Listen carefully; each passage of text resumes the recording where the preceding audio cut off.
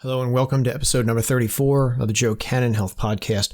I am Joe Cannon, back for another week where we talk about everything under the sun devoted to health and wellness, exercise, nutrition, dietary supplements, you name it, anything that'll help you staying your healthiest and hopefully saving some money in the process, all without the hype, no spin, no testimonials, just the facts in plain English, hopefully. This week, I'm going to do another interview with someone who has had rhabdomyolysis. Her name is Lauren Falivene, and she's going to share some very interesting insights into what happened to her when she was in the hospital and what happened to her when she left the hospital, what she did to help recover from exercise-induced rhabdomyolysis. I think you're going to find what she has to say very interesting. And that's going to basically make up the bulk of this week's episode. But before we get into that, I do want to talk about the myth of the week. As you know, I like to do this every week, talk about different myths in health and fitness. And this week is a topical one, and it concerns the coronavirus. Now, you can't turn on television without hearing about this. And so it's got a lot of people up in arms. And I think some of this may be media driven because maybe I'm a cynic, but I do think that when you have 24-hour news organizations out there, they have to talk about something. And the coronavirus is hitting some countries very hard, and there are some cases in America now, but I do think they're talking about it a lot more than they really need to be. Again, that's my opinion, but regardless, the myth I want to get at here is the idea that various dietary supplements can reduce your risk or even prevent someone from getting the coronavirus. I'm going to call this a myth because there is no evidence right now that any dietary supplement in the world can reduce someone's risk of getting the coronavirus or spreading the coronavirus. I want to bring this to your attention because this is something that has been crossing my computer screen over the past week. I have been seeing reports of various individuals talking about concoctions of dietary supplements. Some of them herbs and other things, some of them, maybe probiotic supplements that are touted to boost the immune system in the hopes of reducing the risk of getting this virus. What I can say is that if you are considering these things, one of the things you want to ask these individuals is, can you show me proof that this dietary supplement will reduce getting the coronavirus? As far as I can tell, there is no proof. And that's why I call this a myth. Capitalism is a good thing, but it has a darker side. And there are going to be individuals out there who are going to try to capitalize on a bad thing. And the coronavirus is a bad thing right now. Where it ultimately leads, I don't know. Personally, I think it may not be as great in America as some people may say it is, but we'll see what the future holds. What I can say right now is that as I'm speaking to you, the majority of people who have succumbed from the virus do appear to have had already weakened immune systems or have other health problems. I'm not aware of any cases in America of healthy people getting the coronavirus and spreading it to other individuals. But again, there's a lot of unknowns here.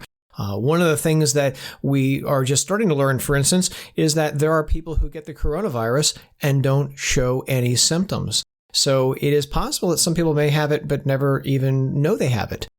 Another interesting little tidbit about this virus is that for unknown reasons, it appears to affect men more than women. Doesn't mean women are out of the woods, but that may be something for women to rest a little bit easy on, that it does appear to affect us guys more. That said, we don't know where all this is going, but I do realize that a lot of people are up in arms about this, and I get that. We don't understand where this virus came from. We don't know how it works. There's a lot of issues here. It's a very fluid situation, to say the least. But what I can say with confidence is that there is no evidence that a dietary supplement, any supplement, will reduce someone's risk. So the best defense I can give you right now for reducing your risk of getting coronavirus is what you most likely have already heard, and that is to wash your hands, maybe even use in between washing hands, using maybe some kind of an alcohol prep to disinfect your hands. Try not to touch your face as much. I know you all probably just reached for your face as I said that. But again, if we touch our face, this is an entryway for the virus to get inside of us. So minimizing that. And also, if you can, stay away from people who are sick that who are sick, because again, it's possible that some individuals may have it. But I think the main thing here to realize is that if you can take steps to protect yourself, I think that's the best evidence. Washing your hands. Also, and going the same lines with that, eating a healthy diet. How, in terms of dietary supplements, they always usually are designed to boost your immune system. Well, it turns out there's some pretty easy ways that don't require supplements to boost your immune system. Exercise being one of them, and eating better is another way. So if you're exercising on a regular basis, whether it's taking a walk or doing an exercise class or just going to the gym and working on your own, if you're doing that a couple times a week, that's great. I would say keep doing that.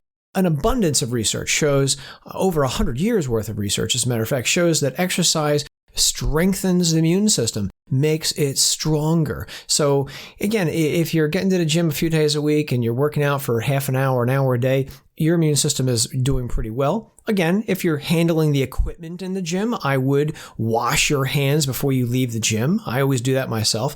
After I work out, I go in to the locker room and I wash my hands for about a minute. I use a lot of soap and use hot water and get as much off of my hands as I possibly can, because we don't know who's handling the equipment after us. But again, exercise can strengthen the immune system as well as eating better. And by eating better, I mean not necessarily eating fast food, but, eating a salad a few times a week, eating a more colorful diet. Greens and oranges and purples. Colors of these foods are some of the powers of those foods. They protect the food from environmental toxins. And when we eat those colorful foods, they in turn protect us from environmental toxins like maybe bacteria and viruses. So again, we do know that these healthy foods can also strengthen the immune system. So if you want to take some supplements, that's great. I definitely don't want you to give you the idea that I'm anti-supplement, because I am not. I take a few supplements myself. But when it comes to this coronavirus thing, I think there's a lot of people blowing it out of proportion in terms of the supplements that can help. So again, when in doubt, less is more. The simple answer is usually the correct answer. And I would say take care of yourself, wash your hands, exercise, eat well, and let's see where all this plays out. But again, at the end of the day, let's try not to make a mountain out of a molehill right now, because we don't know where all this is going to lead. So try to stay calm and, again, just focus on the simple things to keep yourself healthy. Okay, so much for the myth of the week. The remainder of this episode, I want to talk about rhabdomyolysis, specifically exercise-induced rhabdo. So let's jump right into it. So we're here this week with Lauren Falivene, and she is a middle school teacher and cross-country coach and nutrition coach. And she's here this week to discuss what happened to her when she got rhabdomyolysis. Again, this is part of my ongoing effort to give a voice to people who've had rhabdo that I don't see anybody else doing. So hopefully these interviews are helping other people around the world who've been dealing with this condition. I think this does happen more than people realize. I actually just got an email this morning from somebody who's literally in the hospital right now with rhabdo and asking questions. So Lauren, can you just basically tell us what were you doing working out that caused rhabdo? Okay, Joe. So this was back in 2016. I was in a CrossFit competition, and part of the workout, that was one of the workouts, there were a couple that day, that was part of the comp, was to do, it was a GHD sit-up. So a GHD machine means glute hamstring developer, and it's basically a back extension machine, but you're sitting the opposite direction. And so therefore, you're going to kind of do a sit-up, a full range sit-up, which is going back and kind of touching as far back as you can, and your body's fully extended in the GHD machine.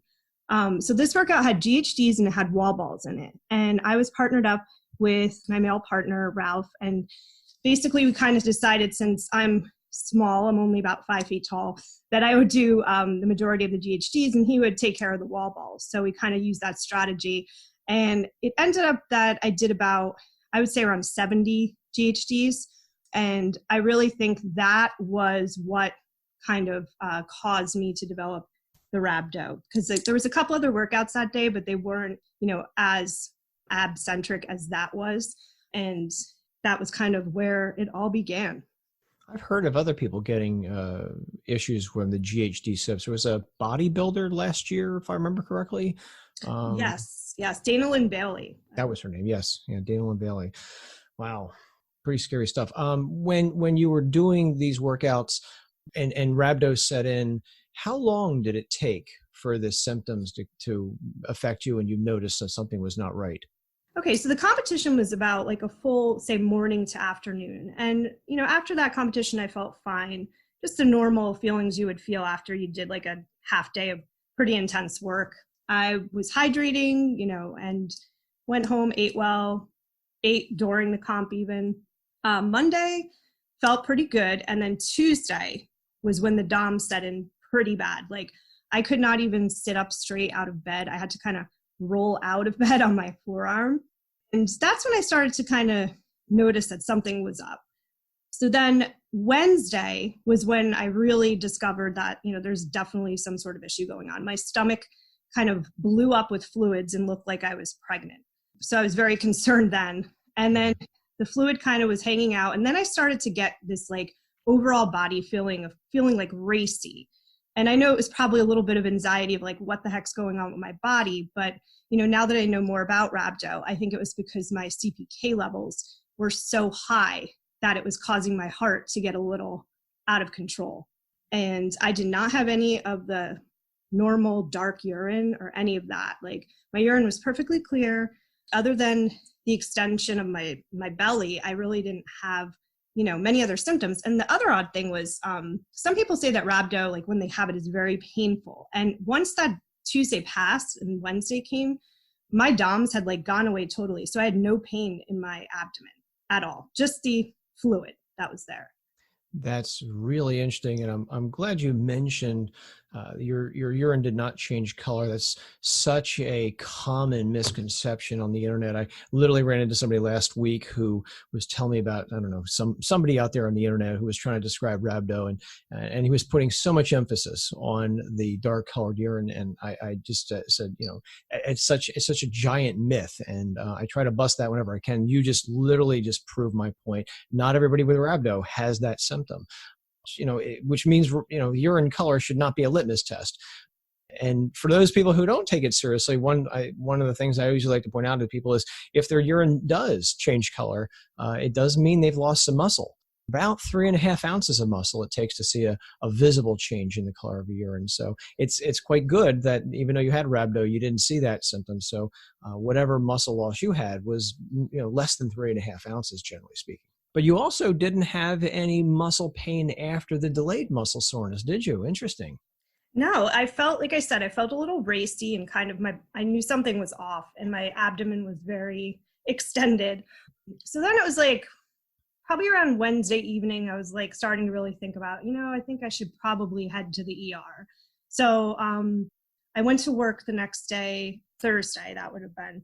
And then after work on Thursday, I went straight to the ER and I kind of told them, I think I have Rhabdo and I'd like to be tested, my blood be tested.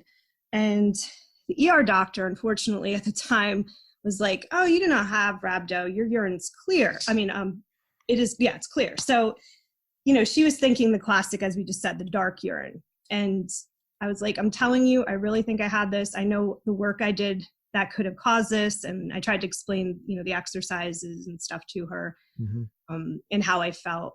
And she's like, we'll run some blood. So they sent me down to ultrasound and thank God everything was looking good. And as soon as I came back up from ultrasound, she's like, your liver is pretty much almost in failure. And wow. She was very, very worried and said, you do have Rhabdo. We need to get you on some fluids. You again just brought up another interesting tidbit that I think a lot of people are not thinking about. So many people put the emphasis on kidney problems when it comes to Rhabdo, and they again forget that it's a multi-organ issue, and you are having sounds like heart palpitations, and your liver was going into failure. So that right off the bat tells people out there on the internet that all you got to do is stay home and drink a lot of water and bite the bullet, that's not the best advice to do. The best advice is to get to the hospital. You've been doing that, CrossFit for a while. So you're a fit person. Yes. I mean, honestly, I do not, blame my coaches at that CrossFit box at all, or, anything like that for what happened. I think something I've learned too is like sometimes the more muscle you have to kind of rip in an area, and my abs are a very strong part of my body, more likely you are that they might rip. So of course it was the eccentric movement of the GHD sit-ups, and the high volume of the rep range. But that area of my body is so strong that I had more muscles to actually destroy there. And I think that's part of the problem. Had you done GHD sit-ups before this time? I have, but I never did like that sort of volume. And I think it was, that kind of coupled with the other things within the day could have kind of put it over the edge. I know my hydration, I know that's another thing. People say if you're not hydrated, you're more at risk. I feel that, I knew I was going to a competition. So I knew I was eating well days before, I was hydrating, hydrating after. So I'm not really sure about that too with the hydration.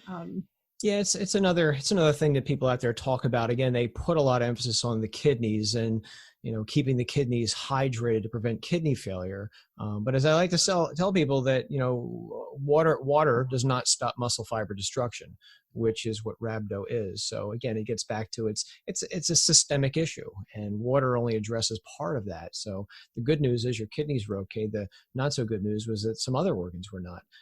When you were having heart palpitations, did anything make them worse? I mean, you actually went to work. You were a teacher. So you were going into the classroom, you were teaching. Were you feeling the heart palpitations all the time or only sometimes, or did anything make it worse? Well, actually, this was during the summer when this happened. It was like the end of June. So I was I was in my summer job at the time, but that is like I was working with a family as kind of like a nanny. So, and I, helped them with their household chores at the time. So it was like driving kids places and I was a little nervous because I was doing quite a bit of driving these couple days. And I'm just thinking to myself, God forbid I have a heart attack or something while I'm behind the wheel, and I have, kids with me. So I feel like I really tried to just kind of calm down and just relax and just keep drinking the water, and try to get, I figured it really kind of the heart palpitations started to get a little bad on that Thursday when I checked into the ER. But like up to that point, they weren't that bad. And upon checking into the ER and getting the blood done, my CPK levels were over 128,000. Very high. Yes. They were like, wow, we've never seen anybody with that high of CPK levels. Yeah, very high. Do you know what the normal levels are?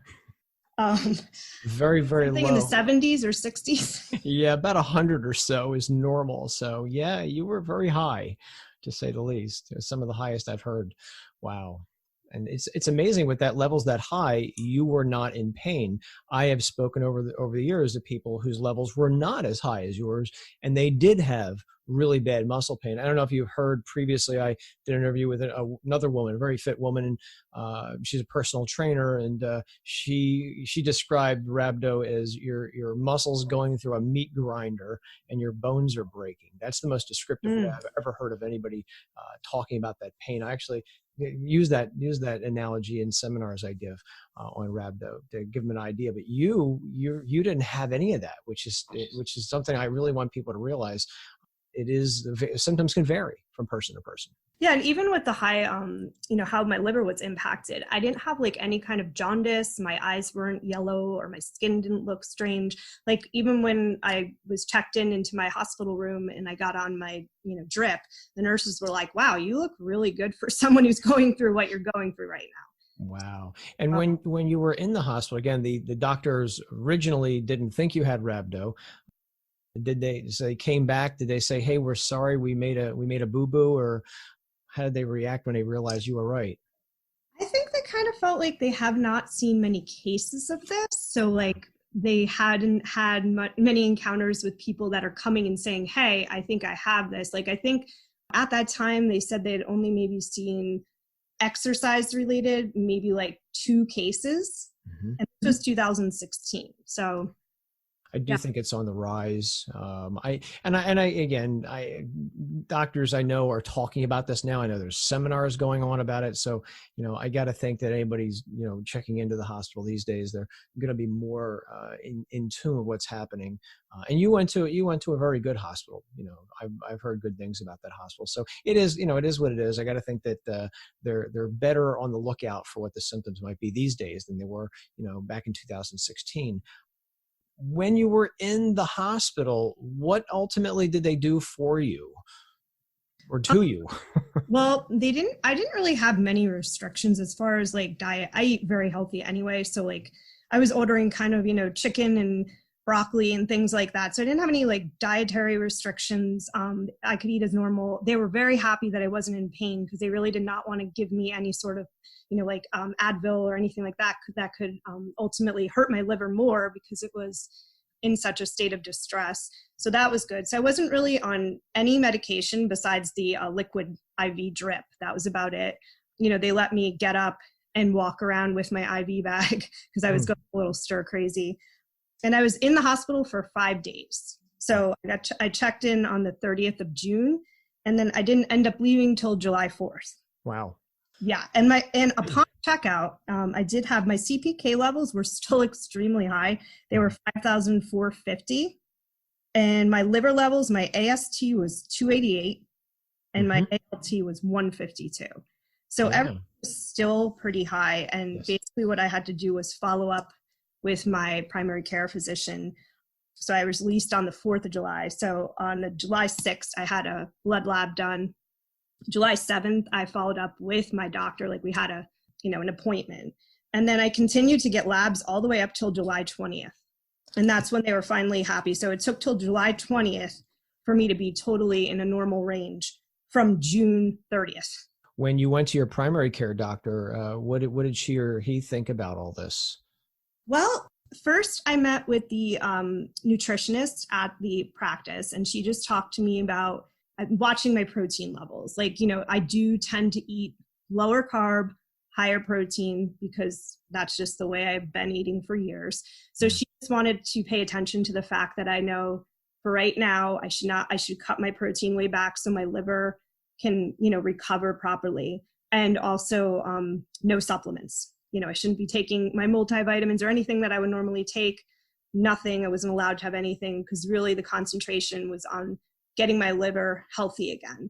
And then, so after I met with her, I kind of talked to my doctor, and they had seen like a couple more cases maybe than they saw in the hospital. She said I was doing the right thing. My restrictions, though, as far as working out, I could only walk for about 2.5 weeks. That was the only thing I was permitted to do. I think it's wise. It sounds like you got really good aftercare. You actually saw a nutritionist and your doctor, which I think is more than most people would do. I've actually talked to some people over the years, and they said, I got discharged from the hospital and I just sat home for a little while, and then I normally went back to my, my daily activities. But I think you actually did the really right thing, and not only seen your doctor, but you saw a nutritionist. And I'm glad a nutritionist said, get off all your supplements. I hear that from people. What supplements can I take if I have Rhabdo? None. Yeah. None. We don't know what they're going to do to your liver, and so it's just a can of fish I don't even want to open up. But yeah, I'm glad they gave you that great advice, and it sounds like you did all the right things recovering. You got regular checkups of your CK levels, your liver enzymes. What was the scariest part when you were in the hospital? What was going through your mind when you were laying there and with a drip and recovering? What were you thinking?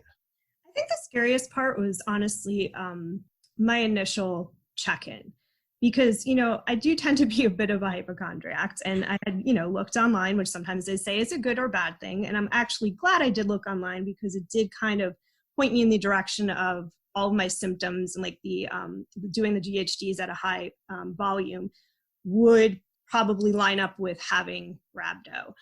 So that was good. But, checking in, I was just kind of like very nervous about, I kind of knew that not a lot of people know how to treat this. Like, are they going to do the right thing for me?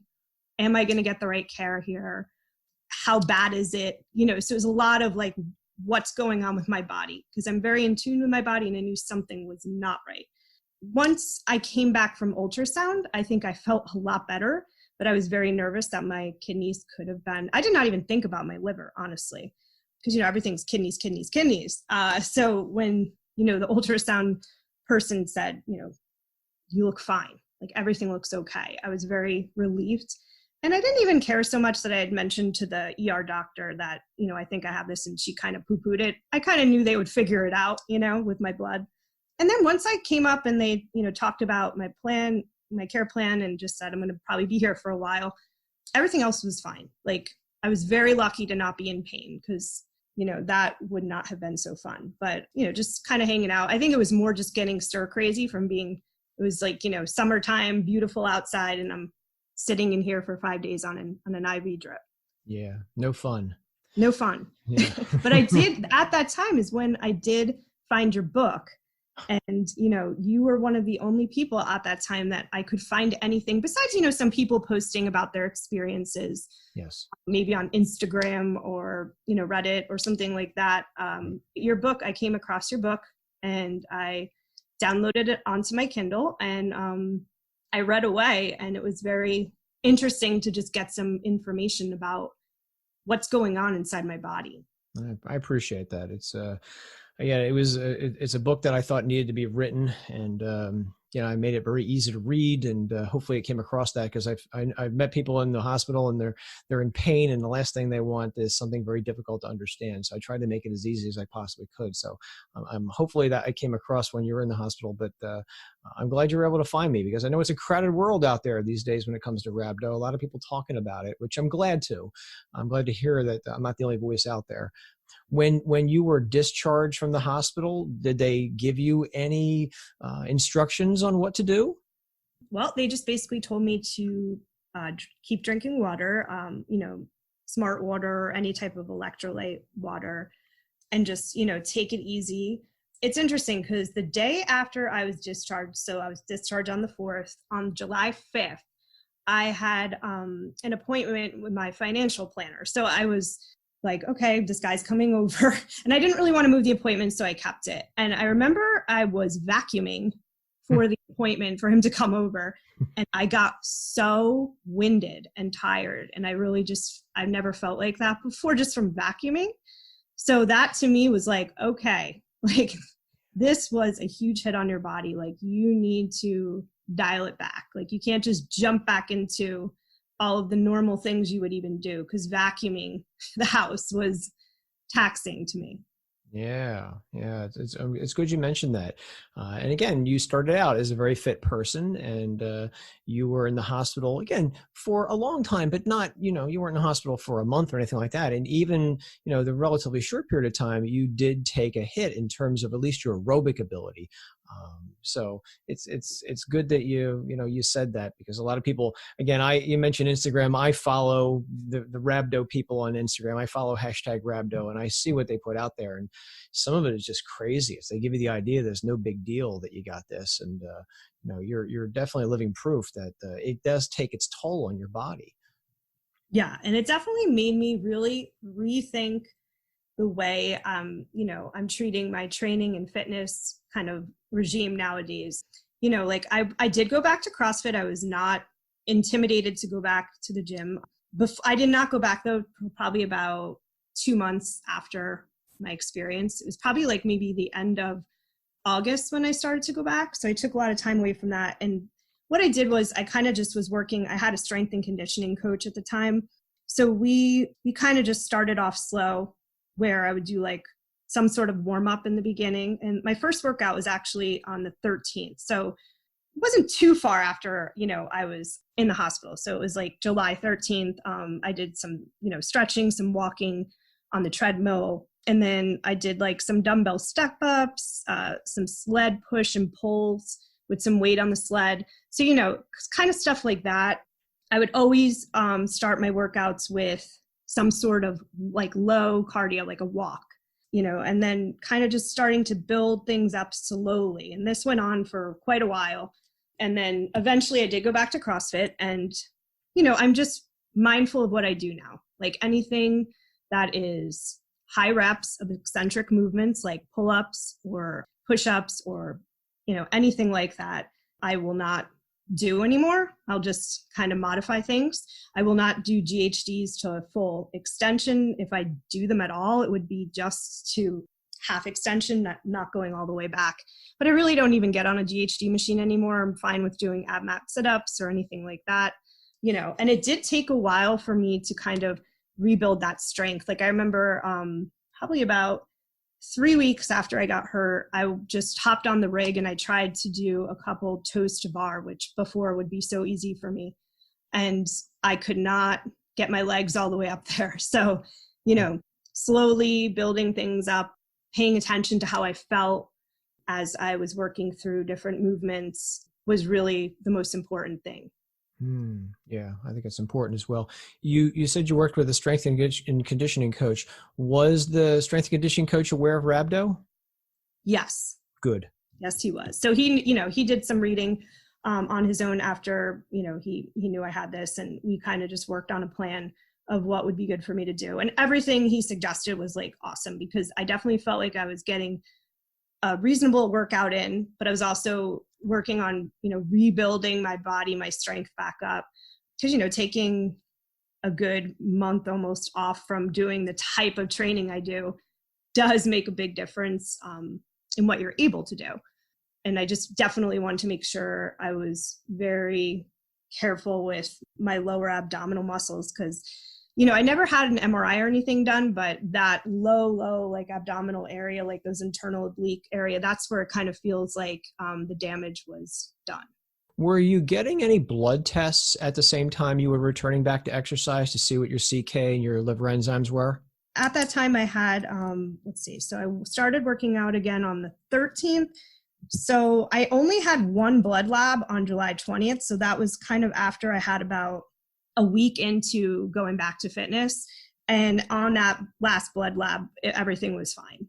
Excellent. Yeah, I sometimes recommend, or usually recommend it when people go back to exercise, get a blood test and let's see where you're at after you're working out. And let's see if if the levels are going back up again. So I'm glad you did that. It's another good thing you did. So yeah, fantastic.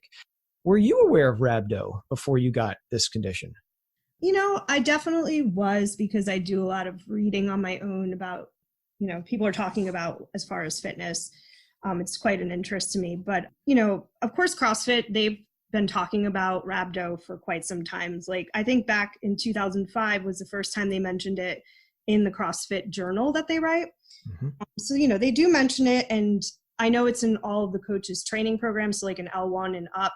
So coaches are aware. I think it's more about just maybe it's the gym's job to kind of educate their clients and coaches to know their clients, like their threshold and their injuries. So if the gym kind of, talks a little bit about Rhabdo, clients are going to know about it. But I think that really depends on the specific CrossFit box you're going to, and, maybe other people that might have had Rhabdo, and, if they talk about it with their friends or things like that. But I did have some awareness, and thank God that I thought to kind of do a little bit of digging online once my symptoms started to get a little worse. I'm glad you brought that up, that the CrossFit ecosystem does discuss Rhabdo, and I'm aware of that as well, because I know that in the world of fitness, when people think of CrossFit, sometimes it depends on where they're at. Sometimes their eyes roll, sometimes not. But when it comes to Rhabdo, they're the only organization I'm aware of that actively does teach about Rhabdo. And so I try to get that across to other people who want to be personal trainers, because, in the world of personal training, it's, one organization better than another, which is baloney. But when it comes to Rhabdo, CrossFit has been ahead of the curve for years on this. I don't hear of any other organization really actively talking about it, at least like they do. I mean, I talk about it, and I do work for one of these organizations, but for the vast majority of them, no, they don't. So it's kudos to CrossFit. So I'm glad they were talking about it and continue to talk about it, because they're definitely helping to push the needle forward in terms of education. So I'm very happy to hear that they're doing that. And again, I agree, it is in their CrossFit textbooks. I've seen it there myself, and it's on their tests. I know some CrossFit coaches have told me they have actual, on their certification exams, they even discuss rhabdomyolysis. So that's another good thing. When you went back to your CrossFit box, you told them about it. How did they react? Had they ever seen Rhabdo before, or?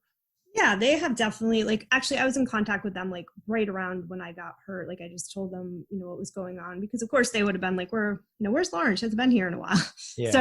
I just reached out to them. I told them that in the hospital, and they were very supportive. And obviously, like I said before, it wasn't anyone's really fault. It just kind of happened because of, the high rep schemes of what I was doing. And I guess, pushing it a little too much. And then when I was thinking about coming back, I just had been in contact and had some conversation with them, and they made sure any workout that I did, they were paying attention to me. We just would have a discussion before the workout about my modifications. And then, it didn't take much time. I have to say, I am very lucky that my body adapted and recovered quite quickly as compared to maybe some other people. But I was basically, by the end of August, I would say, I was back to normal. I didn't really have to modify anything. I just wasn't doing GHD sit-ups again. I'm glad that actually happened, and I'm glad you went back to working out again. So many people, I've actually heard from people over the years who said, I'm terrified to exercise again. I can never do it again. And you're definitely proof that you absolutely can go back to exercise, and you can work back up to being an athlete, a working out, very difficultly individual. So I'm glad you had said that. Did you have any kind of like stress afterwards about, am I going to get it again? Again, one of the things I like to talk about is I do think that Rhabdo does cause a little bit of I sometimes call it a post-traumatic stress. People are afraid of getting it again. Did you go through any of that? Yes, definitely. Like I think I do have post-traumatic stress from my experience. Like I do worry sometimes when I see a particular workout posted, because now I've learned what the big indicators are. So it's like high rep schemes of eccentric movement. So when I see some of maybe the benchmark CrossFit WODs that have a lot of pull-ups or some GHDs, whatever, I just make sure that I look at it differently than somebody else. Like I won't do any of those things anymore, that high rep, high volume stuff.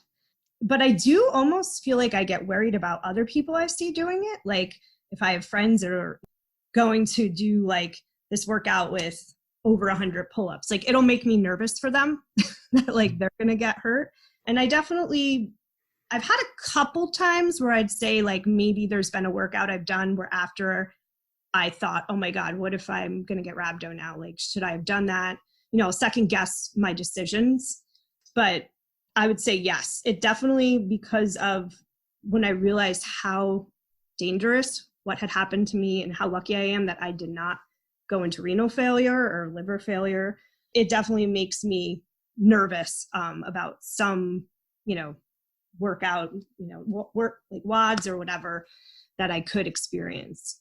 It was interesting hearing you say that you look at people differently now, and you feel for them and what they may be going through if it does happen to them. And when you said that, I thought, welcome to my world, because I do exactly the same thing. And and I'm not going to a CrossFit box. It's just some of the things I see people doing in the gym. They're just working on their own. I literally say the same thing. Oh my goodness, if you only knew. And you say a prayer and cross your fingers. Hey, when you got discharged from the hospital, you said this was during the summer, and you were working as basically a nanny. Did you have to take any time off work? It actually worked out perfectly because the family I was working for went away on vacation. So they didn't come back till like the middle of July. So at that time, I was able to just kind of chill, and I didn't have to go to work like, within the next day or so after I got out of the hospital. So it actually worked out perfectly. I was very lucky. Yeah, you lucked out. Yeah, really. You really did. That's amazing. So now that you can look back in hindsight, and it's 2020, I often say, do you have any advice for anybody who maybe listening to us right now who has Rhabdo? Who has Rhabdo? I would just say, be your own advocate. Like, pay attention to your body and how you feel. Have some good conversation with the doctors. Write stuff down. Ask them questions. as far as your recovery, because it's so important. I think that you are a good patient and you follow what the doctor's telling you. And, I know a lot of people like myself, I have that type A personality. It was very hard for me because when I came out of the hospital, I felt a lot better to not go and try to go work out like a maniac. You need to listen to the doctor, ask questions about your recovery, and just really take time for your body to heal, because it was under massive stress and shock. When I think of what was going on inside of me, your hormones or your cortisol levels all messed up.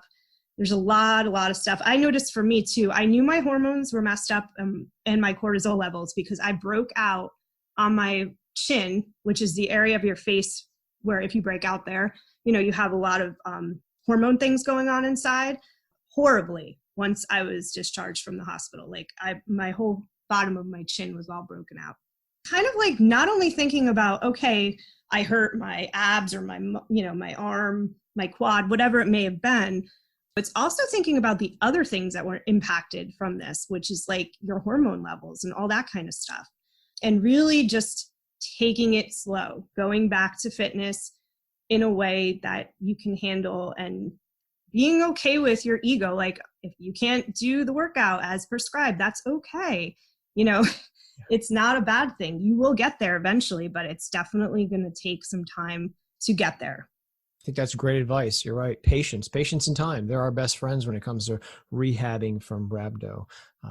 This has been great, Lauren. I really appreciate you taking the time to speak to everybody about this. I really know you've made a difference. I can't tell you how much I appreciate you sharing your story with other people, because this is something I think really needs to have awareness, and you're absolutely helping people become more aware of how serious exercise-induced Rhabdo is. How can people reach you if they have any questions or want to learn more about you and what you're doing? Sure. So you can find me on Facebook or Instagram. It's just basically my full name. So Lauren and then Falivene, Falivene.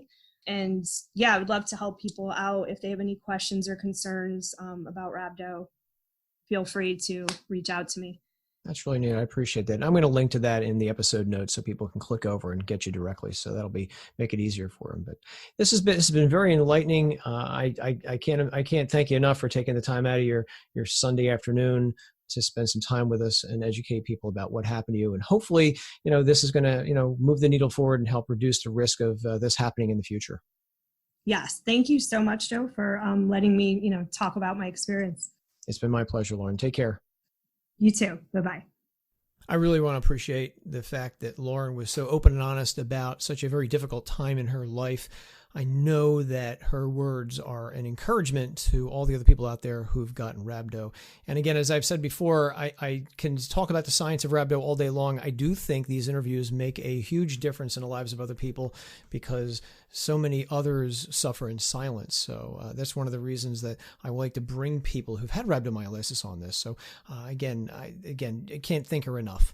Feel free to share this with anybody you know who has had Rhabdo or is suffering from Rhabdo right now, as well as the other Rhabdo interviews I've done. They're all available on joe-cannon.com. That's my main website. And as always, if you need to reach me, you can do so very easily at joe-cannon.com. There's a contact page on the upper part of that website, and that'll email me there. It'll go right to me. If you want to be featured on a future episode, if you have had Rhabdo, again, feel free to just shoot me an email and I'll get back to you very quickly.